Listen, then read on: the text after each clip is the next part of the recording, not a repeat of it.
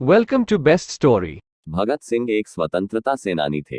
भगत सिंह ने Simon commission का विरोध किया था। उनके साथ लाला लाजपत राय थे। उन्होंने साइमन वापस जाओ का नारा लगाया। लगभग 23 साल की उम्र में ही उन्हें फांसी पर चढ़ा दिया गया। तो आइए आज इस आर्टिकल में हम आपको भगत सिंह जी के बारे में बताते हैं। भगत सिंह का जन्म 27 सितंबर 1960 को लायलपुर जिले के बनगा में हुआ था, जो पाकिस्तान में स्थित है।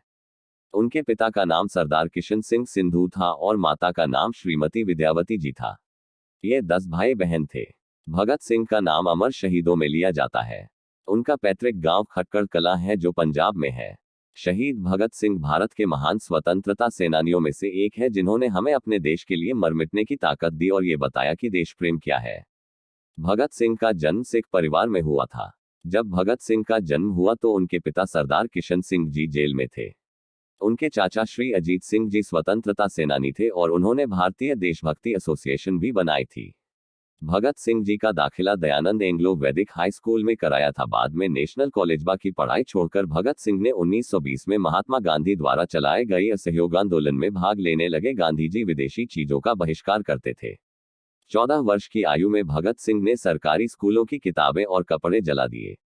सन 1926 में नौजवान भारत सभा में भगत सिंह को सेक्रेटरी बना दिया गया और इसके बाद सन 1928 में उन्होंने हिंदुस्तान सोशलिस्ट रिपब्लिकन एसोसिएशन को ज्वाइन किया। इसे चंद्रशेखर आजाद ने बनाया था और पूरे पार्टी को एकजुट कर वे 30 अक्टूबर 1928 को भारत में आ गए। उन्होंने साइमन कमीशन का विरोध किया। उनके साथ लाला लाजपत राय थे। वे साइमन वापस जाओ के नारे लगाते रहे। इस आंदोलन के चलते उन पर लाठीचार्ज पर किया गया। इसमें लाला लाजपत राय बुरी तरह से जख्मी हो गए। उनकी मृत्यु हो गई। लाजपत राय की मृत्यु होने के कारण देश की आजादी के लिए हो रहे आंदोलन और भी ज्यादा तेजी में आ गए। लाला लाजपत राय की मृत्यु से भगत सिंह और उनके पार्टी को गहरा झटका लगा।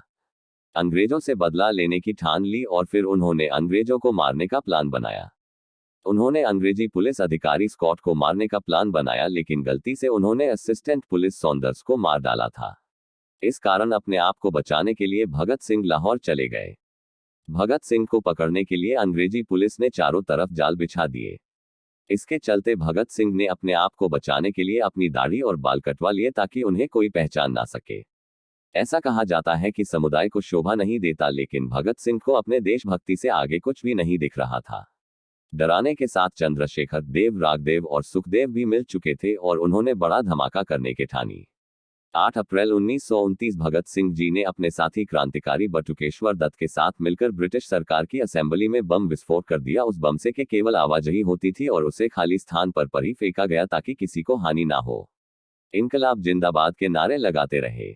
भगत सिंह अंग्रेजों और भारत के लोगों को दिखाना चाहते थे कि एक हिंदुस्तानी क्या क्या कर सकता है। भगत सिंह जी अपने आप को एक शहीद बताया करते थे और उनके देश प्रेम को देखकर यह साबित हुआ कि वे एक क्रांतिकारी थे और उनकी मृत्यु वह मरे नहीं बल्कि अमर शहीद हो जाएंगे। भगत सिंह, राजगुरु, सुखदेव पर मुकदमा चला। उन्होंने फांसी की सजा सुनाई गई, लेकिन फिर भी वे तीनों अदालत में इनकलाब जिंदाबाद के नारे लगाते रहे। जेल में भगत सिंह के साथ अन्य भारतीयों के साथ व्यवहार नहीं किया जाता था। उसने बहुत यातनाएं सहनी पड़ती थी। इस दौरान उन्होंने एक पुस्तक भी लिखी, Why I Am Atheist। सन 1930 में भगत सिंह ने किताब लिखी।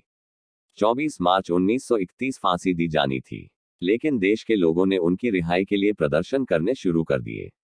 इसके चलते ब्रिटिश सरकार को डर लगने लगा कि अगर भगत सिंह को रिहा कर दिया गया तो वे सरकार को जिंदा नहीं छोड़ेंगे। लिए 23 मार्च 1931 की शाम 7:33 पर भगत सिंह और उनके साथियों सुखदेव, राजगुरु को फांसी दे दी गई।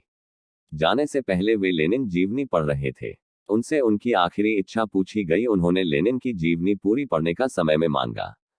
कहा जाता है कि जेल अधिकारियों ने जब यह सूचना दी गई कि अब उनकी फांसी का वक्त हो गया है तो उन्होंने कहा था, ठहरिए, एक क्रांतिकारी को दूसरे क्रांतिकारी से मिलने दो।